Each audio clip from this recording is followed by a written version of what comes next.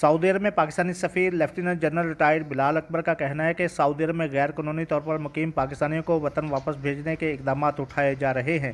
Flights की बहाली के लिए भी सऊदी सिविल एविएशन अथॉरिटी के साथ राब्ते में हैं।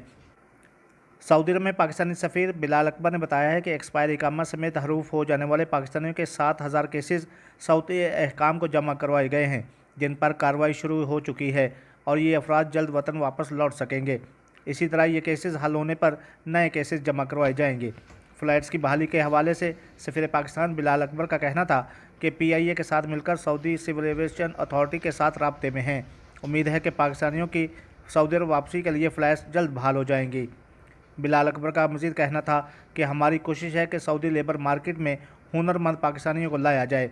इस हवाले से पाकिस्तान और सऊदी अरब में इक़दामात उठाए जा रहे हैं।